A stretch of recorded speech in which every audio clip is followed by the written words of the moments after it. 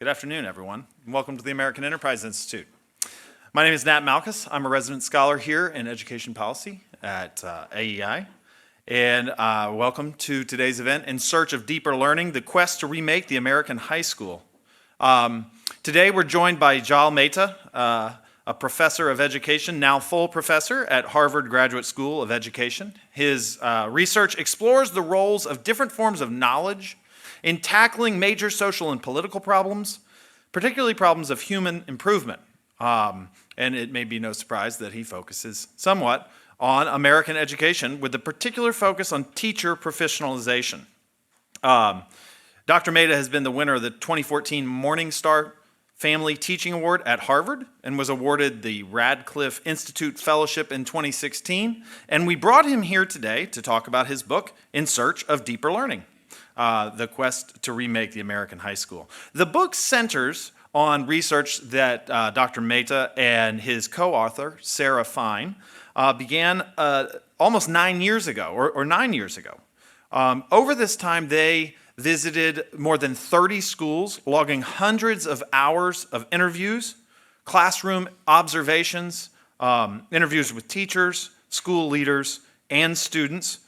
And this book details what they found in their search for deeper learning in schools, and to some degree, part of those results are challenging, a little disappointing at how infrequent deeper learning was available. Rather than highlighting books that are something of a Shangri-La, the perfect success story, the book mainly focuses on some of the exceptions to the rule, places, classrooms, and other settings where this type of deeper learning is actually taking place. And that's the topic that we want to talk about today.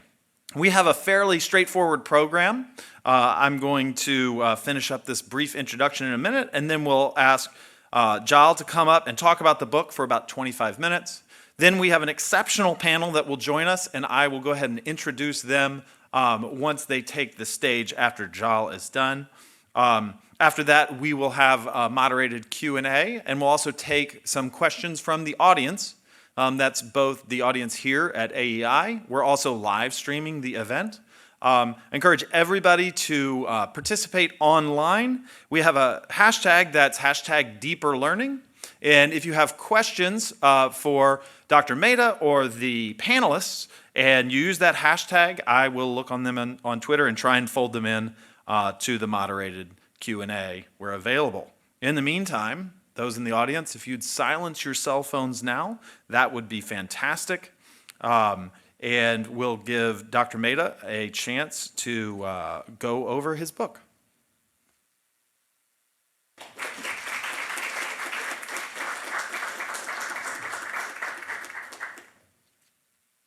Thanks, Nat. Great to be here. Can I grab the clicker? Thank you.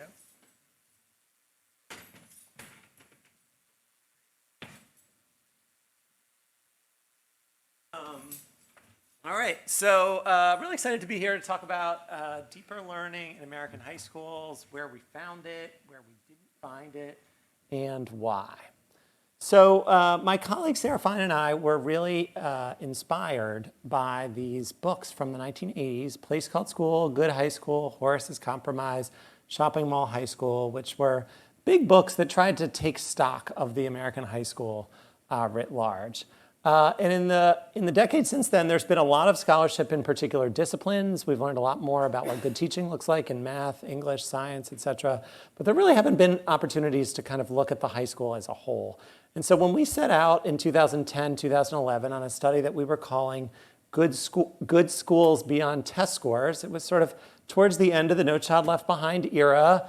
And a lot of the interest out there in the field was focused on boosting scores a little bit in reading and math. But we knew that there had to be more to good schools than that. So we set out on what became a like 7 or 8 year journey to look at schools, and we visited 30 schools, all of which were highly recommended in one way or another. So our goal was to look at a diversity of different kinds of schools, mostly public schools, but including charter schools, but that varied in their pedagogical approach or philosophy. So we looked at no excuses schools, project-based schools, international baccalaureate schools, schools that featured advanced placement. We oversampled schools that served poor and working class students, but we also included some regular suburban high schools of the kind that you might be familiar. And we got funding at the beginning, a very small drips of funding because this was not a popular topic. And then gradually, as 21st century skills became the vogue, we started getting invited to more conferences and to do things like this. Okay, so what did we learn? Since this is a book talk, I'm going to start by just reading you a little bit from the very beginning of the book. All right. It wasn't until we stepped outside for a mid-afternoon break that the doubts became too serious to ignore. On the surface, all was well. Our flights were on time. The West Coast weather was sunny and warm, a welcome respite from the New England winter. Adults and adolescents at Inspire Academy, a pseudonym, were gracious. Leaders took the time to talk with us. Teachers welcomed us. Students didn't balk when we joined them at lunch. When we said that we had come to Inspire as part of our research on how American high schools could create powerful learning experiences for more students more of the time, people nodded knowingly. Their school, they told us, was leading the charge on that front, using project-based learning to support students in developing both deep academic knowledge and 21st century skills such as collaboration and creative problem solving. By the middle of the second day, however, it was clear to both of us that something wasn't right. Despite the time and effort that had gone into choosing Inspire as a site for our research, it was becoming hard to shake the thought we had picked the wrong place. In a 10th grade English class, students slumped their way through a scene from Othello, reading out loud only when threatened with detention, and spending much of the period filling out a worksheet that told them to summarize what they had read. In an 11th grade biology course, students spent 30 minutes passively listening as their teacher read out the directions for a highly structured experiment, the outcome of which everybody already knew before they started. In a 9th grade social studies class, a young teacher shouted over her students' side conversations, her voice increasingly shrill. When we asked students why they were doing what they're doing, their most common answers were, "I don't know, because the teacher told us to," or in one memorable instance, "Ask that girl over there, she's the one who knows what's going on in this class." There was one bright spot. In Miss Ortiz's 11th grade English classroom, tucked away in an upstairs corner of Inspire's sprawling building, students had spent a month reading and analyzing Kate Chopin's The Awakening. Now, drawing on the themes from the novel, they were working on a project that asked them to use original art to challenge narratives they found oppressive. The room hummed with purposeful activity. Some students clustered around tables immersed in their creations, while others worked on their accompanying written analyses. When we asked them to discuss their work, they did so thoughtfully and articulately, explaining how, unlike Chopin's protagonist, who saw suicide as the only escape from society's expectations, they were using art to challenge the narratives they saw as constraining. Next week, they would exhibit and explain these creations to an audience of peers and teachers. As we sat on the patch of grass near the school's front entrance, we compared notes and tried to work through the questions that were bubbling up. Why were there such gaps between Inspire's espoused values, what they said they were trying to do, and its enacted practices, what we were witnessing? How could a school that had been recommended as a leader in the field in Foundation Commission case studies and by many educators and reformers so dimly resemble its reputation? How did Miss Ortiz learn to do what she did? And why was Inspire unable to spread such effective practice to more of its teachers? Was Inspire really among the best the United States had to offer when it came to engaging underserved high school students in powerful learning experiences? If it was, what did that say about our project and about our field? So that was the beginning of our journey in 2010, 2011.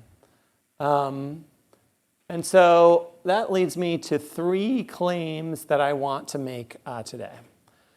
So the first is that even our most heralded public high schools are not preparing students for the complexities of the world they're entering. So the worlds they're entering, meaning the kinds of jobs that they're going to need to take and the kind of thinking that those jobs are going to require.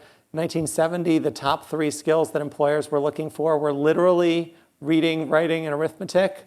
In 2015, it's things like problem spotting, creativity, working with others, etc. Civic dimensions, telling real news from fake news, taking on challenges like climate change, global inequality, et cetera. Like, the world is a complicated place. And some of those things you're going to learn outside of school, but it would help if the kinds of things you did in school supported that kind of learning. So that's the first claim.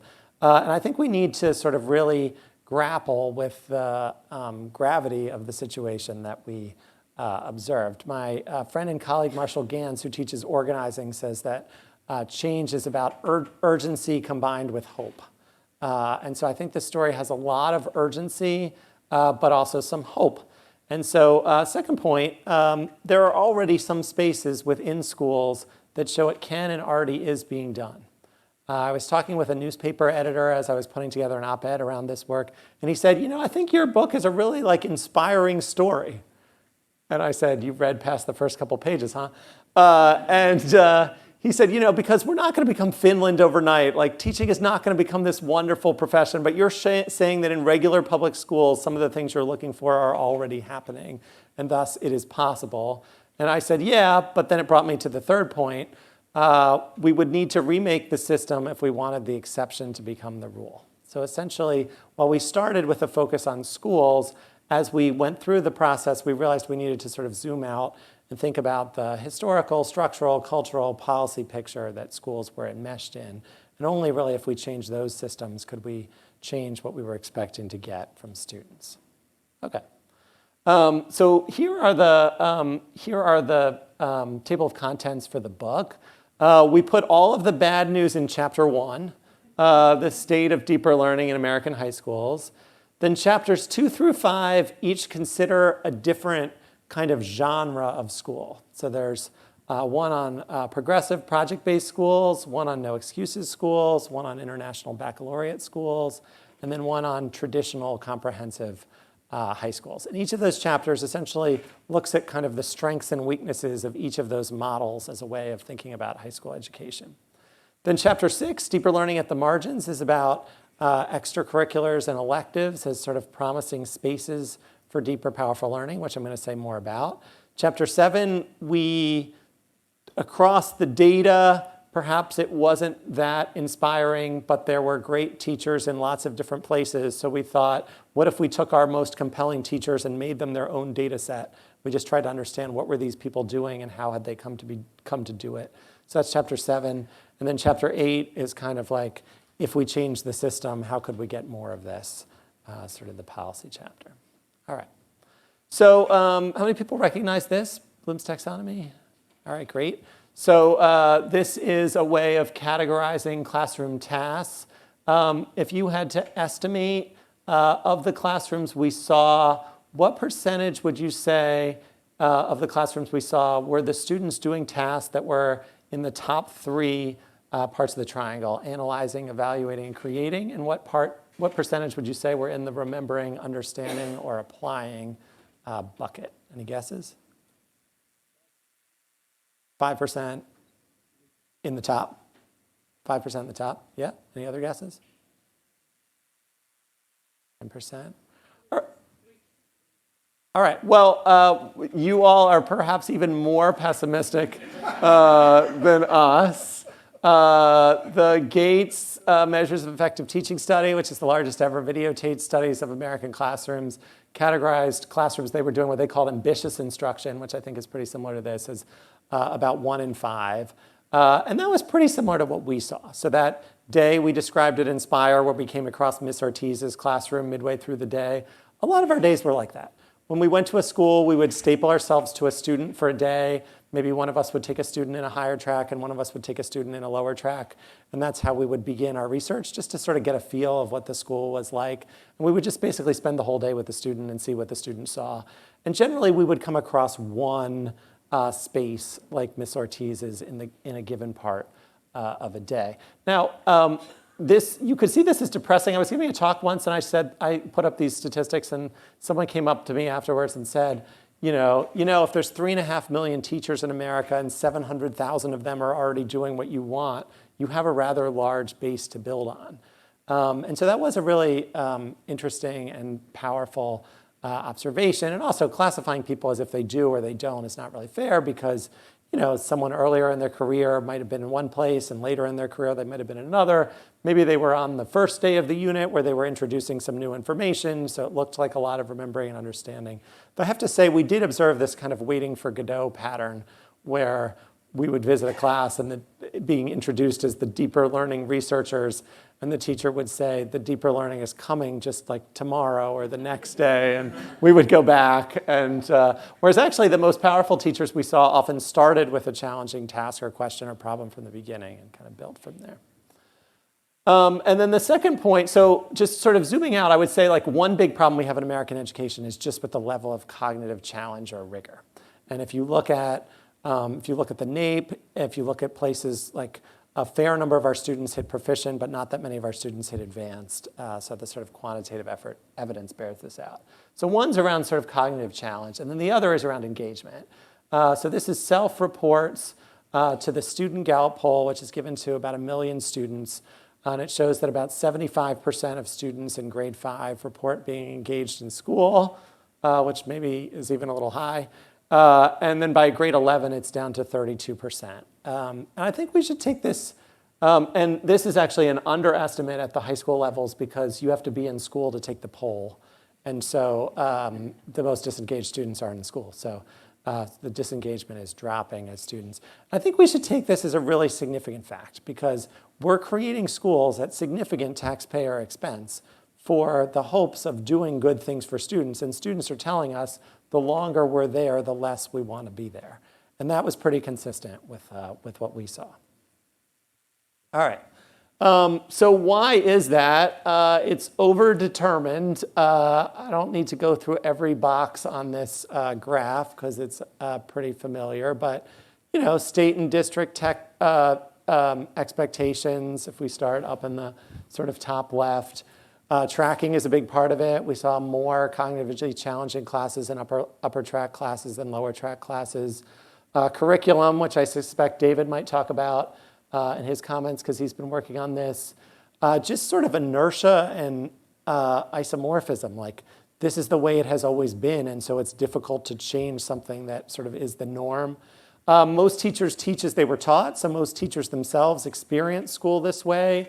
Cultural conceptions of what it means to teach. So teaching is supposed to be doing what I'm doing right now, me standing here, you listening to me.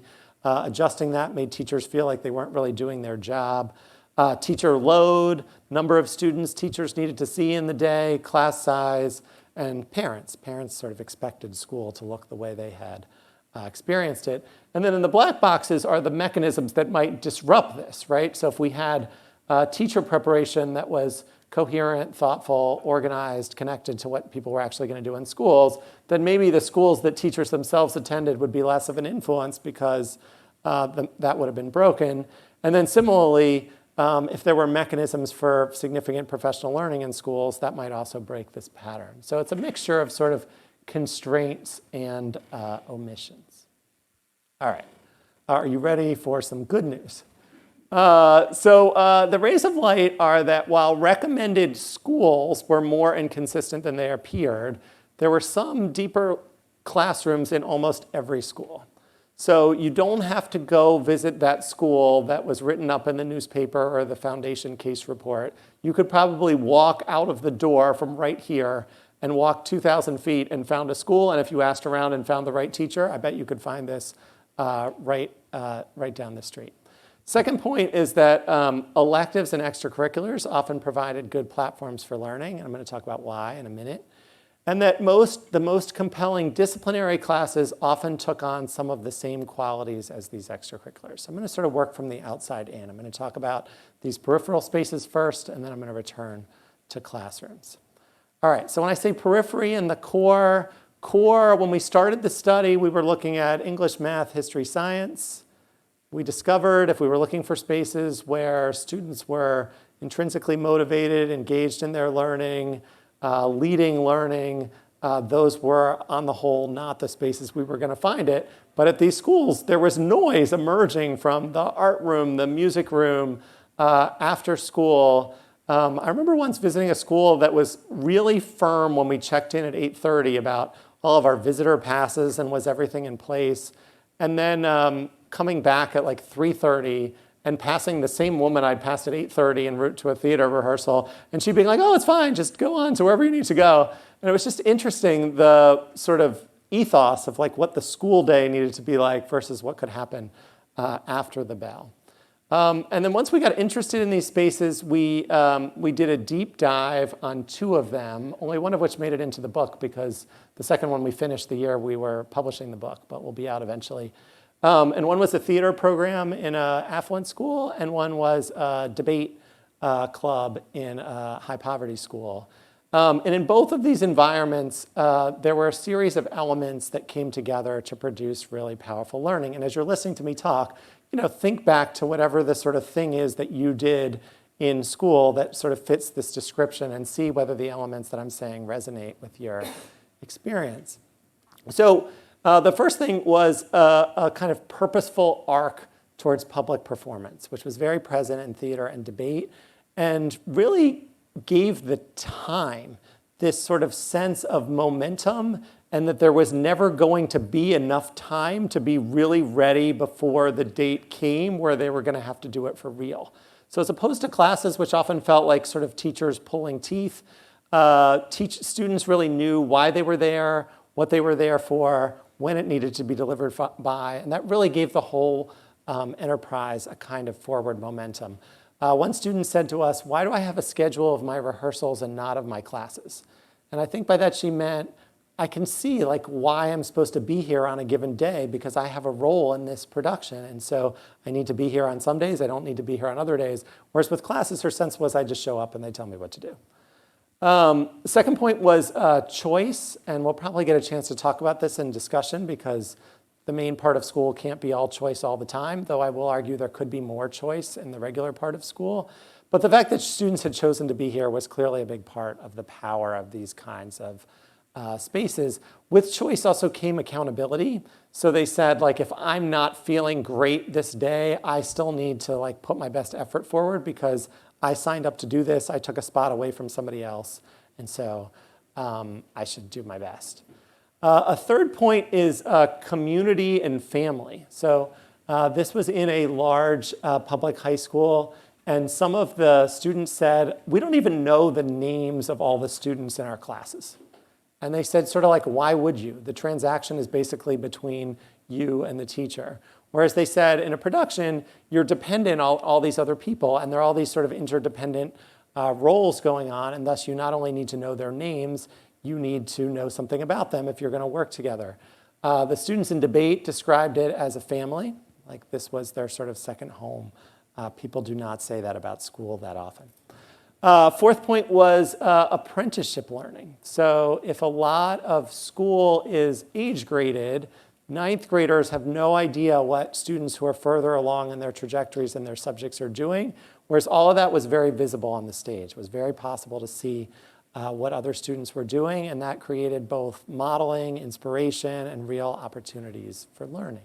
In general, the spaces were just much more filled with student leadership. I mean, if you think about a production, you've got 8 weeks to learn like 1,000 lines and make like 300 blocking decisions and create all these light cues. There's no way that 1 or 2 adults can plot out all of those things. Students have to lead those things, and older students have to show younger students how to do it.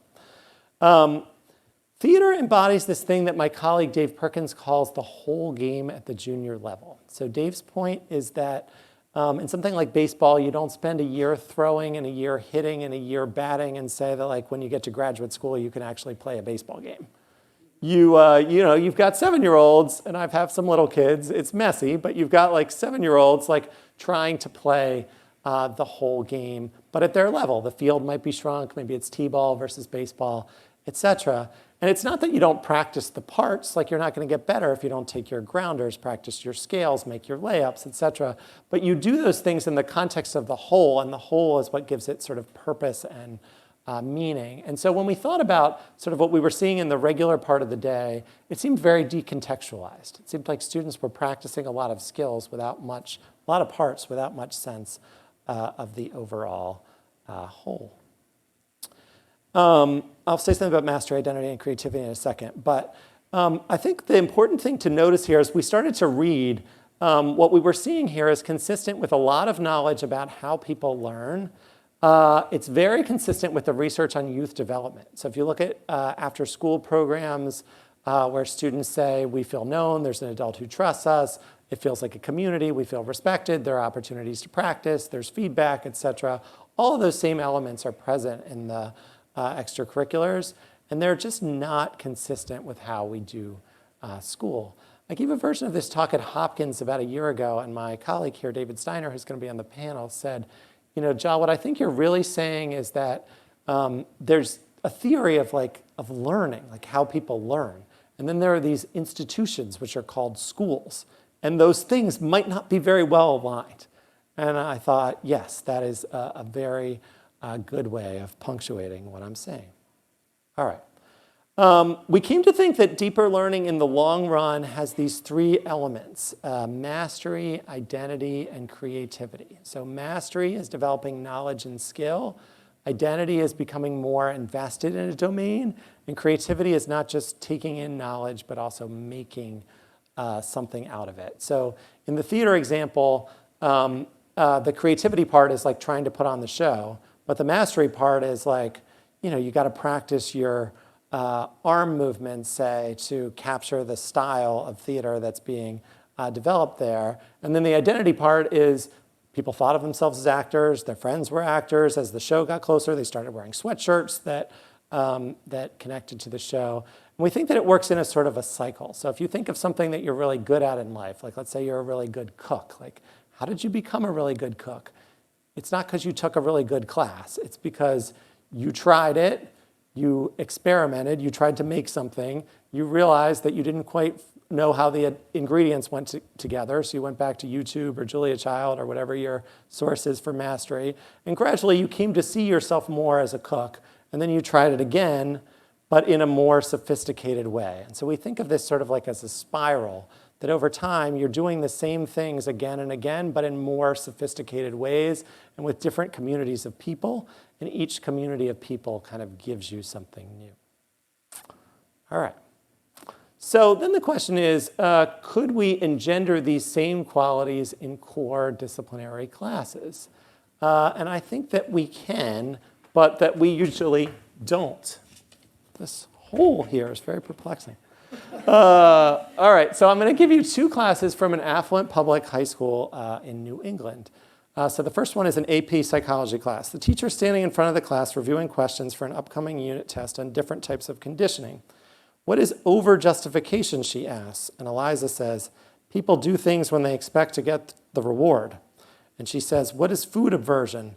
And Adam says, if you eat something that makes you feel sick, you won't want to eat it.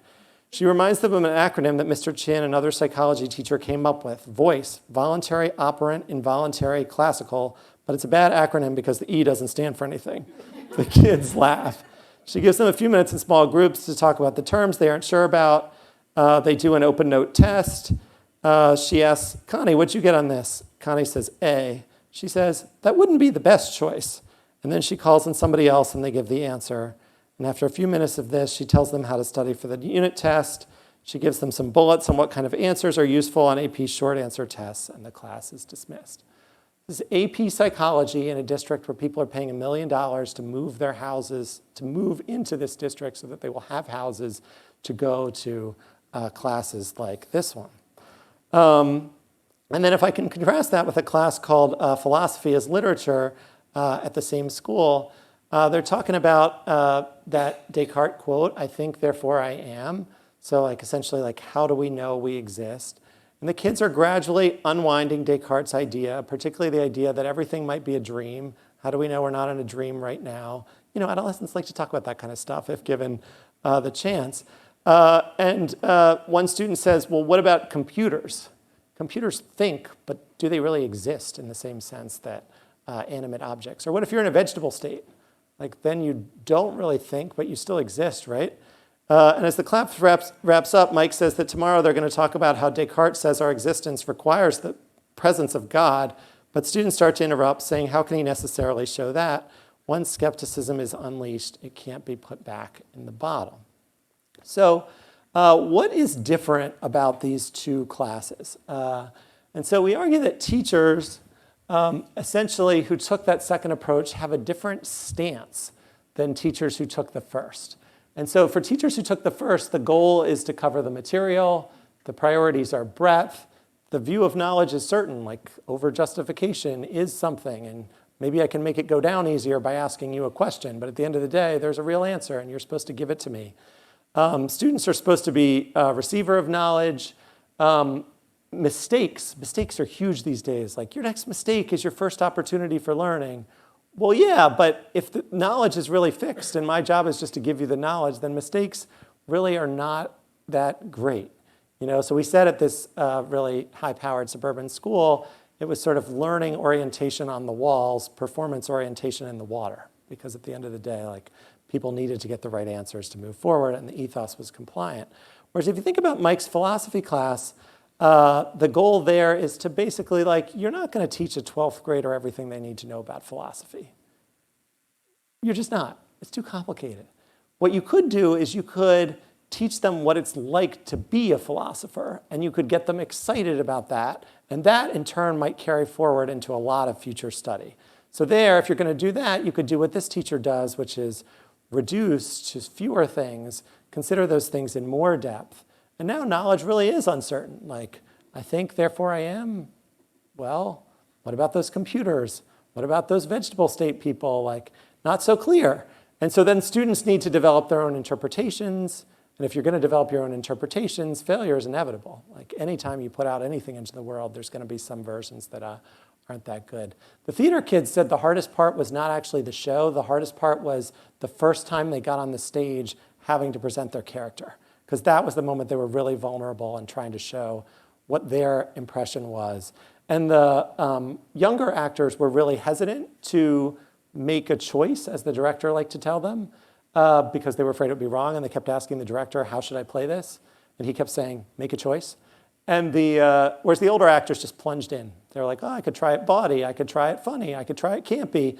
And like each attempt like essentially gave them more information about what worked. So if you try, then failure is sort of part of it. And then the ethos of this is rigor and joy. All right, a couple more points, and I'm going to turn it over to my panelists.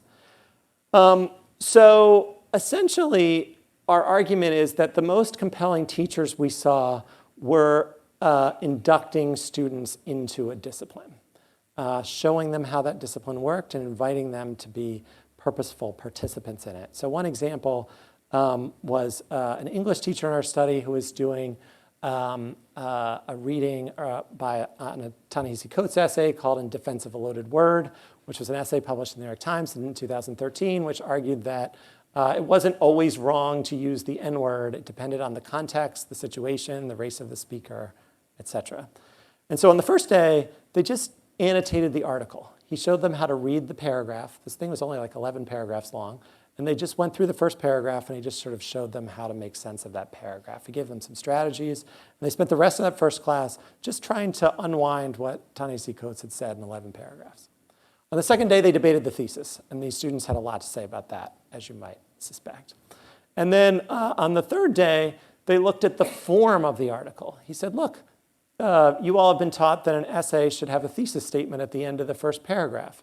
This is an essay, was published in the New York Times. This guy's a real writer. No thesis statement at the end of the first paragraph. No topic sentence leading each of the other paragraphs.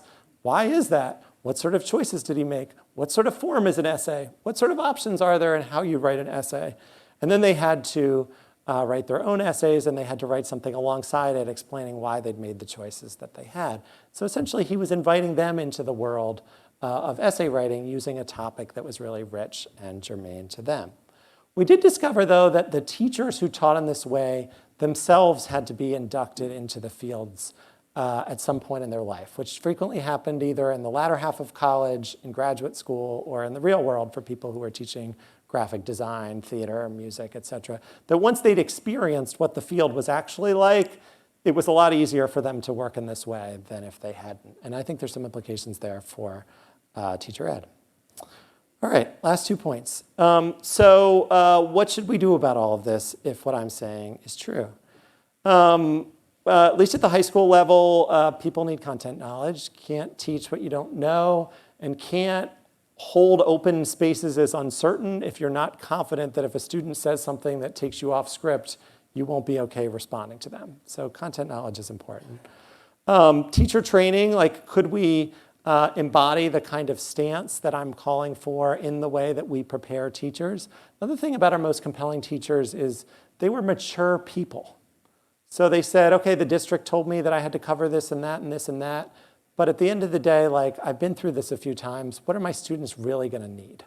They're gonna need to be able to read carefully, think critically, make connections across ideas, communicate their ideas. Those are the things that are really gonna matter. So if I land those things by the end of the year, that will help them going forward. And if I don't, I won't have helped them. And so we could sort of inculcate that stance. With external testing, we could move from coverage to depth. British Columbia has moved to a system where the standards asks students to learn 5 pieces of knowledge and 5 skills per grade, per subject, per year. Just 5. And given, if I gave you a test right now of mitochondria, French Revolution, et cetera, all those things that you did well on in tests in high school, you would probably not remember that much of it. Focusing in on a fewer, bigger things might make some sense. Symmetry, if we want teachers to teach in this way, their own learning has to be organized this way. So we cannot do death by PowerPoint during teacher training and then expect teachers to facilitate these kinds of learning experiences for students. And then teachers need sort of ongoing opportunities for learning within schools.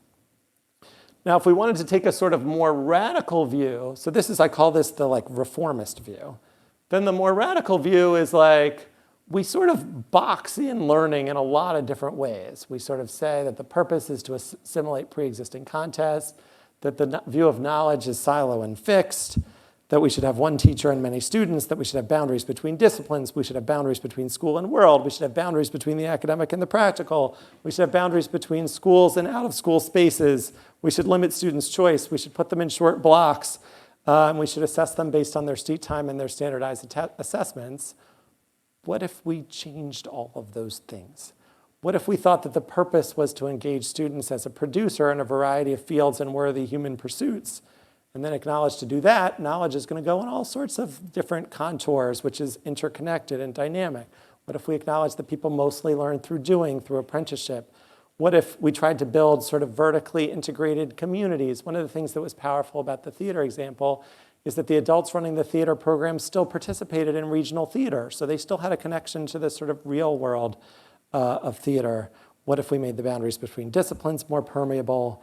What if we made the kinds of adults who can impart things to students more various? What if we gave students more choice? What if there were longer blocks? What if there were space for immersive experiences? And what if we judged all of this by whether or not students could produce worthy products in different domains, not by whether they could pass standardized tests? Thank you.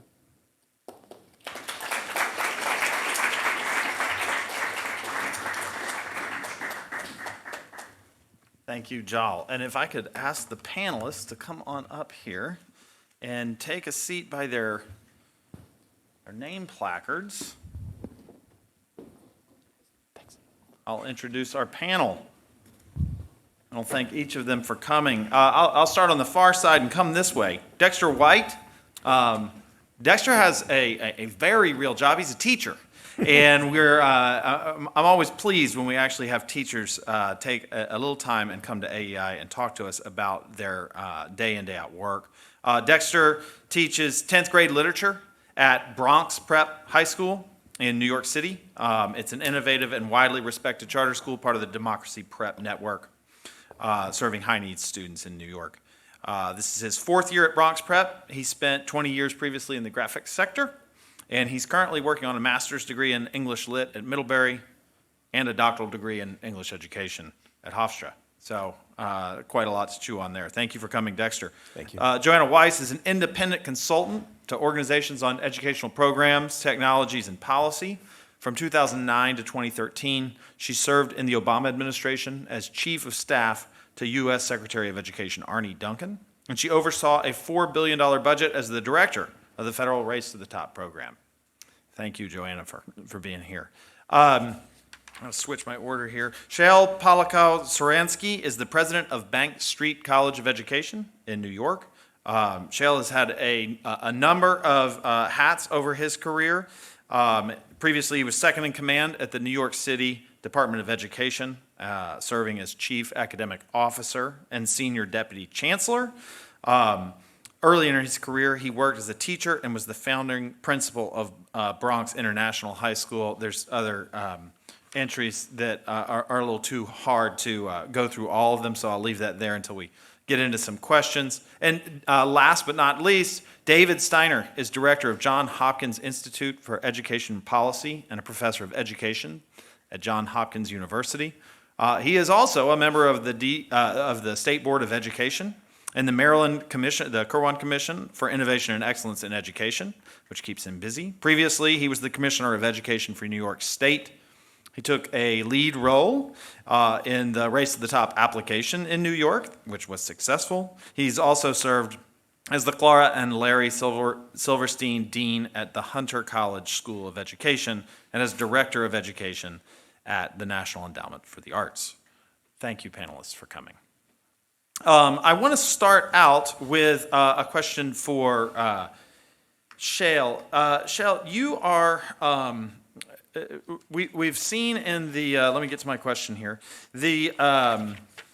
In all the talk that Jal has talked about, these multiple levels of schooling, teachers are at the center of a lot of the book in multiple ways. You are president of Bank Street College of Education. I wonder how you approach the training of teachers in ways that might enable the kinds of deeper learning practices that Jal's laid out for us. Sure. Yeah, one of the interesting things for us right now is we've just launched a network together with the Learning Policy Institute that is a group of 15 teacher training institutions that are trying to figure out how to do deeper learning. It's called the Educator Preparation Laboratory. And the real goal there is to sort of draw on the history of some of these institutions. And like the schools Jal was describing, no teacher ed institution is one thing. There's strong and weak practices across, but there's some really interesting work happening across this particular group.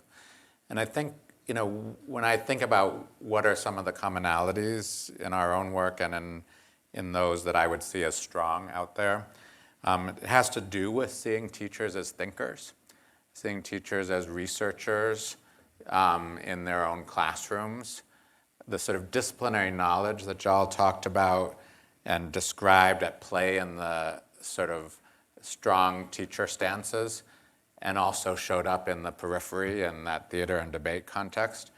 One of the striking things about all of those examples is that the teachers aren't using a set curriculum, or if they are, they're deeply adapting it.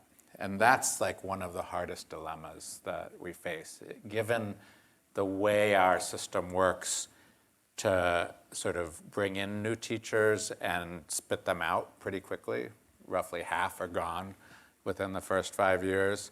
How do we balance a teacher's capacity to be a thinker, a researcher, a constructor of knowledge themselves, with the fact that the vast majority of our teachers are in the early stage of their career perpetually?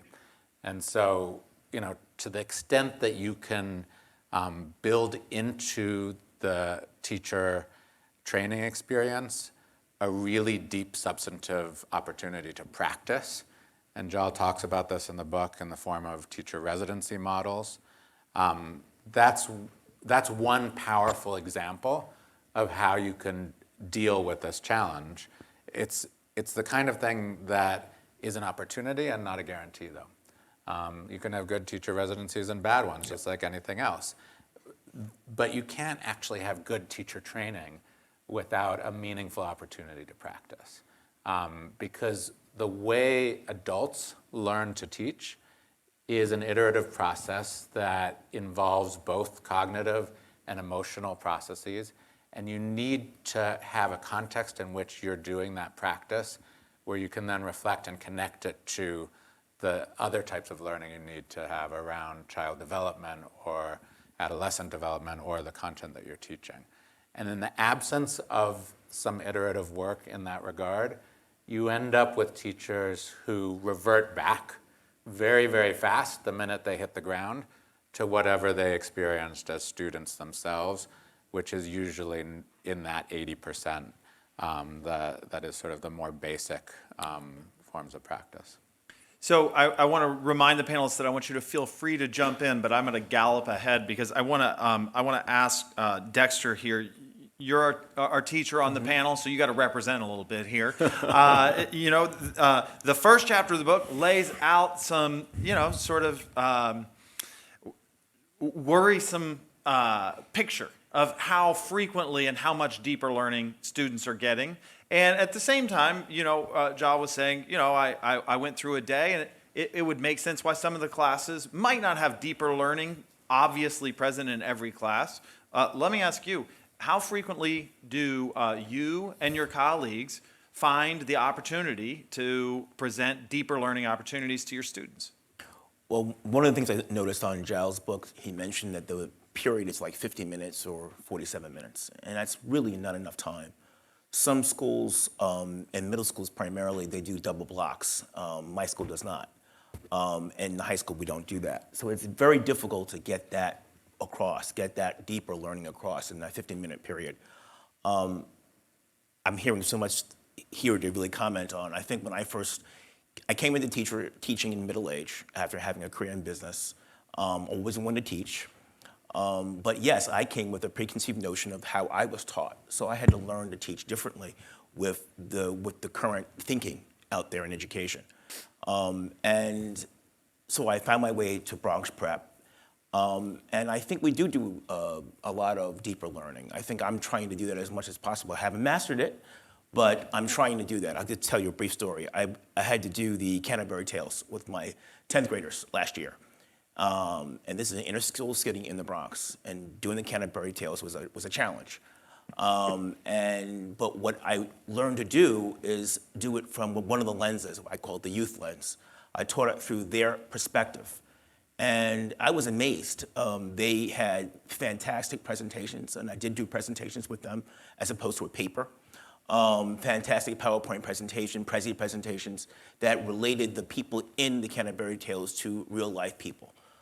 So I really said, wow, they really did learn this. I was really concerned and really scared about teaching it, but they got it. They got it, and I was very pleased. So that's an example of deeper learning. David, I want to ask you that one of the schools that Jal focuses on is called Dewey Prep, I believe. It reminds me that some of these things sound like things that we've heard before.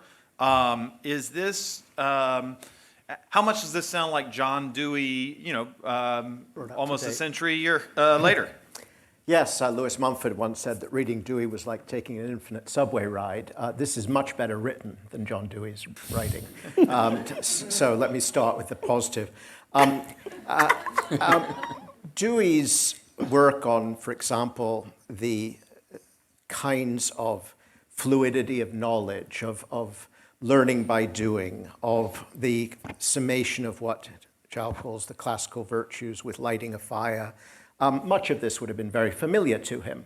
And indeed, his effort to encourage a dynamic learning approach without letting go of the disciplines frustrated him to the end. His very last pieces in the New Republic were mourning the fact that his teachings had been misinterpreted as being anti-knowledge, and that wasn't his intention. He was highly educated, in part by Hegelian teachers. So there's a lot that's familiar here, which is none the worse for that. I think the difficulty is it's not only Dewey, it's that countries as far-flung as Japan and England have for years gone through this cycle of moving from more constructivist to more back to basics, trying to get that sweet spot, and they've never managed it, just as Dewey never managed it. His lab school was a disaster. Why? because the kind of combination of disciplinary learning, of stepping out of the way, of imagining this drama, what Dewey called imaginative rehearsals of knowledge, of trying out, of risking, of producing. To be a teacher, to orchestrate this at its best, is extraordinarily challenging. We have never, no country ever, has managed to scale this. And eventually they give up, unfortunately, and go back to the opposite extreme. So the real challenge is not how much of this is new. I think very quickly the insight that teachers who see their disciplines as open-ended, a phrase Dewey certainly would have endorsed and used, is very insightful. The idea that if you see your discipline as really open for students to make an investment is very different from it as a closed system, which creates passivity. And there are lovely touches of this kind in the book that are provocative. But overall, the challenge has always been the same, at least from the 1880s, if not from long before, which is how do you take those unique, wonderful teachers you find scattered around who had accidental experiences, plus native talent, plus environment, and scale it? And that defeated Dewey, it's defeated us. Certainly there are structural constraints that make it more difficult, and we can talk about that. But the fundamental challenge is not can we identify great teaching when we see it. We can. It is how on earth, given the scale of 3 million teachers, do we actually scale this? Joanne, I want to bring you in on this because you've done some work on implementing standards-based reform and trying to get standards to change. And the idea is that that will change classroom practice and the way we teach. This seems like, and that was sort of a bumpy road, right? I think that what we're asking, or what Jal is asking for in this deeper learning conversation is greater classroom change. Certainly, more change on the ground. To David's point, how hard is it to sort of scale this quest? Yeah, I mean, this was the question that I was reading the book for, like, what does scale look like and how do you scale it? And I will say, like, I think there's a couple of things in the book that are going to be helpful in pointing us in some directions. I do agree wholeheartedly with David that forever there have been wonderful teachers. All of us can name the 3 teachers we had in our 12 years who just really changed things for us. 3 teachers in my 12 years that I can name. That's not very many. They really stand out and made a difference, and we've all had that. So there's always been individual people who've done great things. I think for the last 20, 25 years, we've had this teacher as hero model of education reform. And I think one of the things that Jal was trying to do was kind of come up to the system level and say, is there a secret sauce at the system level? The thing that was sort of both hopeful and disheartening in the book was, first of all, we kind of came up to the school level. And in all of the examples, there was a great leader. So there was still this sort of magical, heroic leader who got it and was able to put the parts together. I think that was certainly true at, I'm going to blank on the names you gave them, but the project-based learning school, that was certainly true, which was Dewey. The IB school, he made the point, which I thought was so insightful, that IB does more to support scale than any of these other models. They've got curriculum, they've got assessments, they've got external reviewers, so they've got standards that they've set. And even there, what he reports in the book is that there are schools that get it, but that the exoskeleton of the IB is not enough. The school leader has to have an endoskeleton in place in the school, I think are the words that Jal uses, in order to really make this high quality everywhere across the whole school, and that's super hard to do. So I think this is the challenge. I think the beauty is that Jal gets closer to laying out a recipe for this. I don't mean a recipe for how to do it, but like what the elements are and the attributes than most other things I've read. the how we get there from here still feels a little hero-based to me. And so the scaling question is still the one that I'm left grappling with. Joe? Yeah, just a couple things to pick up on what David and Joanne said. I think in terms of putting the US in comparison to other high-performing countries, there are real differences, though, in what other countries have been able to accomplish on this front. And I think a lot of it has to do with the level of coherence that they're able to build between the way teachers are prepared, the way schools are organized and supported, and the way teacher time is used. And so just as a sort of basic example of where the US has it backwards, compared to Japan, we spend 10 times as much money on our district offices because we don't trust our educators to do their job at all. And so we've created a massive regulatory structure that's very, very expensive and makes it almost impossible to create space for teachers within schools to take on the role of thinker and learner in a meaningful way, because there's just not time for it, because we've put all of our resources outside of the school. You know, a connected challenge is that we don't have a regulatory structure in a meaningful way for teacher preparation. Like, it's a market. It's a very unregulated market. It's a very fragmented market, which prioritizes fast and cheap. How fast can I get people certified? How cheaply can I get them certified? And so there's no incentive around quality, which is really different to how other countries have organized.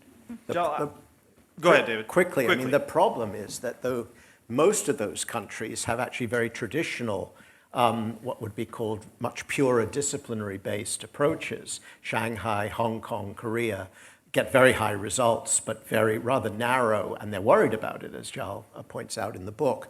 I think the challenge of doing both, that is, of making a coherent system in the purpose of thoughtful, discipline-based, experimental, dynamic instruction has not been achieved. Finland, which everyone used to cite as the great example, obviously recruited from the top of its college classes, did a lot of effort along the sort of lines that Jal points out, a lot of project-based learning, a lot of, they only had one assessment at the end that counted. Well, the problem was that they actually started doing worse at the very time when those sort of strategies were best in place. And the panic is such that now, go figure, right, they're going to go back to a much more traditional approach. So we've never gotten this sort of symbiosis of coherency on behalf of something which is so dynamic and difficult. Jal, I want to bring you back in here and let you respond in any way, but I'll also kick it off with the question. I found in the book the layout of the grammar of schooling and how it lays down standard operating procedures that are very difficult to get around is something that in many ways would have to be unlearned for deeper learning to take root in the ways that you call out. I wonder if you look across the landscape of schools, education, teacher preparation, what do you see as the primary headwinds and tailwinds for some of that unlearning and unpackaging to take place? Sure. I mean, I think there are really kind of two parts to this deeper learning equation. And so one part is within the disciplines. So like sometimes I fear that I like go to conferences and like the deeper learning people are like doing the maker spaces or the interdisciplinary learning block in the last week of the year or the intersession block or the trip to New Orleans. And like, I think these things are good, but I also think that the sort of like meat and potatoes part, the sort of normal part of the diet needs to be changed. And so if we're talking about keeping the disciplines as they are, there are ways to do sophisticated sort of teaching, which pushes kids to think. I think one part of that story has to do with teacher prep and the way that people have talked about. I think a big part of the story, though, has to talk about sort of what happens after teacher prep. Like, no one can become a great teacher after 1 year. And all of the energy in the space right now is on the prep year or the -1, like the student teaching year, and maybe the residency year. But if we're talking about the kind of sophisticated teaching that David and Shalee are talking about, that's going to take years to come into being. And so how is that going to come into being? People need to be in communities, either within their schools or in networks across schools, potentially within the disciplines, where they have opportunities to really sort of learn how to do those things and get feedback from other people who are more sophisticated than they are. So one part of the equation, I think, is within the disciplines. When we went to schools and we talked to the school leader and we said, what's your pedagogical vision? And they said to close the achievement gap, we might as well turn around and walk out. Because what they were saying was, we have strong equity commitments, which I very much agreed with, but we don't actually have a vision of what should be happening in biology or math or history or science, et cetera. So I would challenge a little bit. The leaders who we profiled in the book were strong leaders, no doubt about it, but they also had systems in place, which started with being really specific about what they thought good instruction looked like, giving teachers opportunities to learn what those visions were, new teachers opportunities to learn, creating opportunities for people to share. We call that transparency. So in the project-based school that was good, there were these huge project nights where everybody saw each other's work.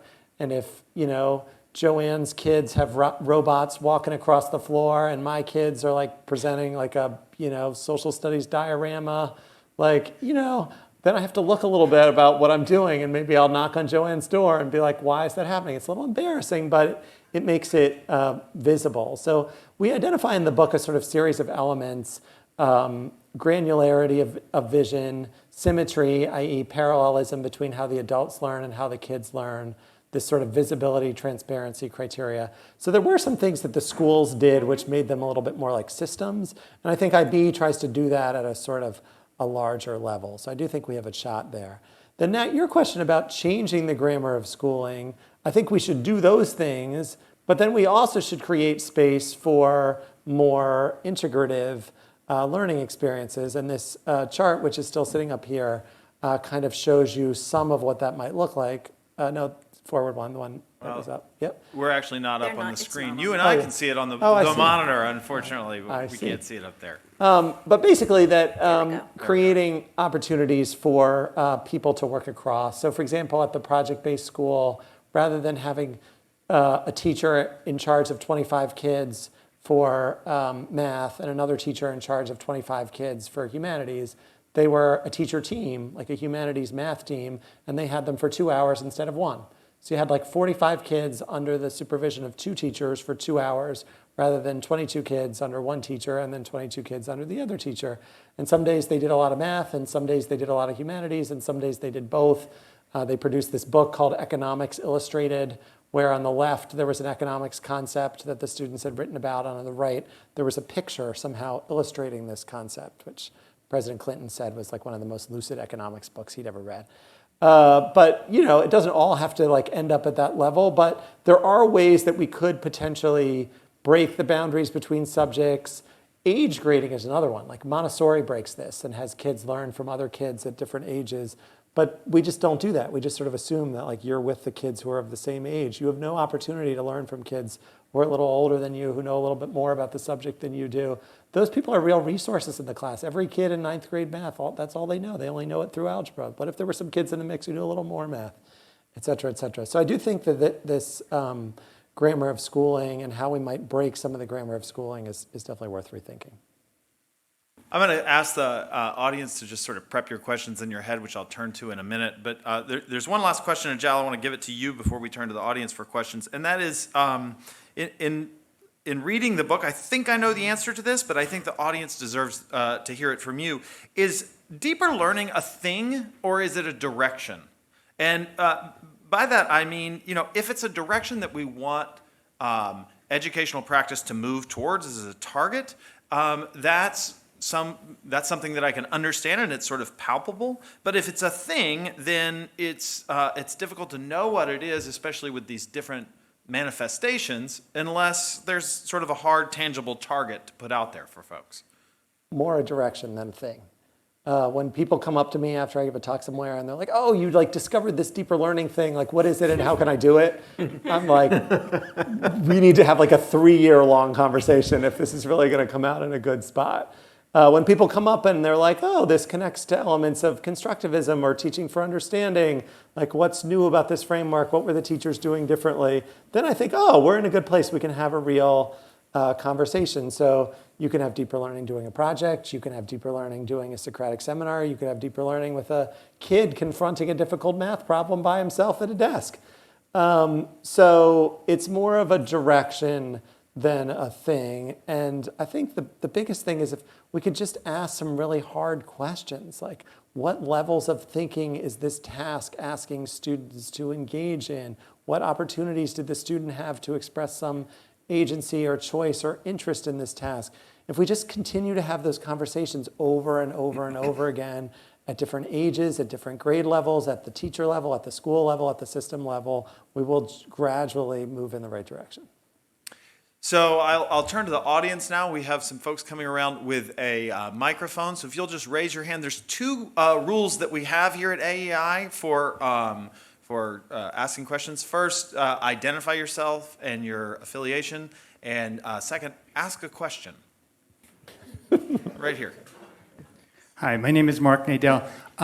When you started, Jal, you mentioned that you, in the passage you read, you were disappointed in a lot of the teachers. They were not doing the deeper learning. I'm curious, do most of the teachers and principals know in their school who the successful teachers are who are able to do this? And if so, would they want to ask to observe those classes or watch it, tape those classes so they can mimic? That is a complicated question masking as a simple question. I think because people's conceptions of learning and what good teaching is like are greatly shaped by the experiences that they've had. And so there were some schools where the teachers that people pointed us to, I think by like fairly objective criteria, just like what's the level of challenge of the task, what's the level of participation of the student, what's the level of engagement in this classroom, like wouldn't have been that strong, but to somebody's conception of what good teaching was, they would have pointed us there. So that's sort of one complication to your question. When we did ask, like, you know, like when we asked students, like to sort of Joanne's point, like we asked seniors, like we're at this school for a week, like which teachers should we be sure to see? Which teachers do you remember things from years later, et cetera? Like on those sorts of things, there was more consensus. To the whether people wanted to learn from those teachers really depended on the culture of the school. So schools where there was a culture of that kind of learning, it was great. And schools where that wasn't in the culture, it wasn't great. I once had a teacher of the year from Iowa visit my class, and she said, for the first half of the year, the students hated me because I was making them do all these different kinds of things than they were doing in their other classes. And then about midway through the year, they flipped, and in the second half of the year, the teachers hated me because the students were going to them and asking them, like, why aren't you doing the things that this woman is doing? And she said, you know, that there were like mustaches painted on her teacher of the year thing in the teacher's lounge and stuff like that. So you can create the right kind of culture, but you can't assume it. Dexter, I'm curious, at Bronx Prep, how would you answer? Yeah, I'm so glad you asked me because I was just thinking that we have extensive teacher training. We often see videos of other teachers just like you were playing sports and you're looking at a film. We always do that. They're always critiquing us. They're always in our rooms, which can be kind of annoying, but they're always in our rooms. They're always taking videos, they're always commenting, and you get glows and pushes constantly, and that's weekly. I have to say, it's very rigorous and for teachers. And part of the problem, I think we have a high burnout rate for teachers because it's very intense. But the flip side is that we do definitely learn. They really do train you. As an opposite to that, I went into the DOE system when I first started teaching. And it was like they just threw me in with the sharks. There was no training whatsoever. But at the charter school, I have training, and it was really good. And it's beneficial. It's made me a better teacher. Shale, you worked in a lot of starting a lot of schools in New York City. Do you find that, and you train teachers? Do you find that teachers go into schools with the expectation of sort of that open door, learning from one another, ongoing preparation? I think the dominant paradigm is one of privacy, and that one central element of good schools is breaking down that expectation of privacy. And so the most common way that's done is through engaging teachers in teams that share either a common discipline or a common group of kids in looking systematically at examples of their students' work and then reflecting on what the teacher did to produce that work or didn't do in a way that pushes everyone's thinking.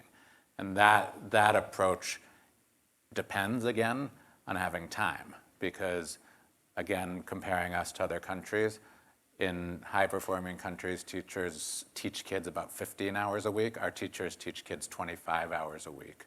And so that difference of 10 hours, and in charter schools, it's actually a lot better because they have more control over their resources. But in average public schools, that difference of 10 hours is the difference between sort of a teacher actually having an opportunity to build relationships with colleagues and learn and grow and think versus just being a cog in a machine where they're meant to sort of comply. Another question from the audience back here.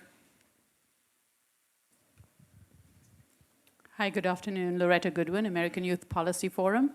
This question is for Jal. Right at the end of the book, Jal, you talk about parents and say it can be seen as threatening for students not to learn in the way their parents were taught, and that parents can be fearful and skeptical. And I wonder if you can talk a little bit just about what we can do in terms of making this more accessible to parents. And then just as an additional question, I'm curious whether you will ever see, how you see potentially doing this kind of presentation like you just did in a more deeper learning format in the future. Excellent. Well, on the last one, it would require more time. The first one, yeah, I think that is a significant challenge. I think that parents are pretty conservative. You only have 1, 2, 3 kids, and you want the best for them. And so anything that smacks of like my kid as a guinea pig is worrisome for parents. Parents, I think, also get more conservative as their kids get older and closer to college in particular, which makes the sort of high school space a particularly challenging one to innovate. I don't think there are any sort of magic answers except that parents are people too, and so they need the same kinds of experiences that students and teachers do. So if they have in their head, when you say project-based, I remember that, endless 6 months in second grade where I created a snowflake and I don't think I learned anything. Like if that's the image that's in your head, then no matter how many newsletters we send home about the wonderful things that are happening in this project-based school, that image is going to be the sort of master narrative.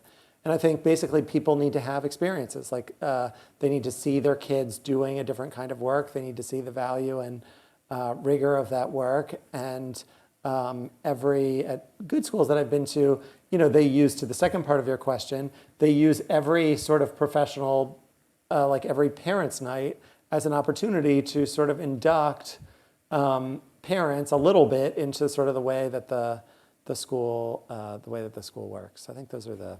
Can I add one thing? Sure. Recently, there was a survey of millennial parents. So admittedly, their kids are in elementary school, not high school yet.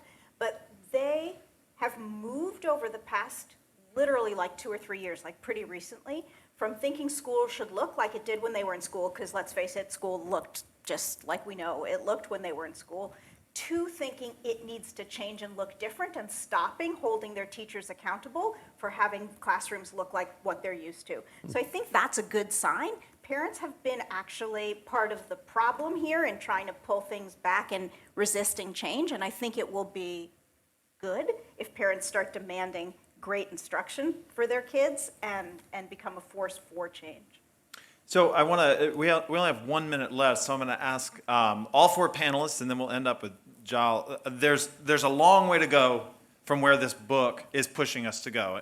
Admittedly, maybe we should focus on some of the proximal steps, the closest things that we might do to move in the direction of more deeper learning. So, David, I'm going to start with you, and I'm going to Sure. say, what you would think would be a first and manageable proximal step in the right direction. So, as one of the world's great religions would argue about the Last Judgment, I always believe the assessments are the tail that wags the dog. Until we change the assessments so that they allow the space for this to happen, it won't happen at scale.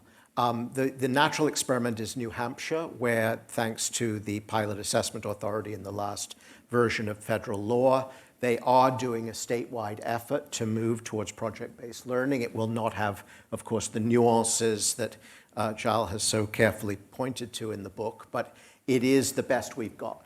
And it will enable us to see whether, at the state level at least, changing assessments can make a difference. Jal? I agree. I think that the tests are the biggest structural barrier to deeper learning, and I would sort of suggest that the simplest and quickest thing we could do is move our state tests to something of a sampling model, like NAEP, where every child doesn't have to take it, and therefore it becomes much less dominant as the shaper of all the curriculum. Joanne? I agree that the assessments are the tail that wags the dog, but just to put a different thing out there, I think this notion of having a specific granular vision of what good instruction looks like and designing a school where all of the structures, from professional learning to the schedule to teacher evaluation, are all aligned around that instruction is like a key insight in here. And the instructional vision, all children can learn, is not a specific granular instructional vision, although it's a fabulous aspiration. So I think we need to really unpack that, figure out what it means, and figure out how to go from there. So David and Shale want to change the tests, and Joanne, you want coherence, and I'm not sure who's asking for more. But Dexter, I'll ask you. Teacher training. Train the teachers. If you spend time training the teachers, you'll have better instruction. Jal, last word on the proximal step? Communities need to reflect on what they actually want for their young people. And they need to think about all of the structures that organize those young people's day and whether those structures, policies, assessments, curriculum are serving the desires of what they want for their young people. And if not, they need to make adjustments. It won't be scale in the sense of discovered in one place, spread, replicated 100,000 times over. It'll look different in a lot of places, but on the whole, it will be consistent with our decentralized system and better than where we are now. Well, thank you, Jal, for coming, and thank you to our panelists for a fantastic discussion today. And that's all for today's event. Thank you.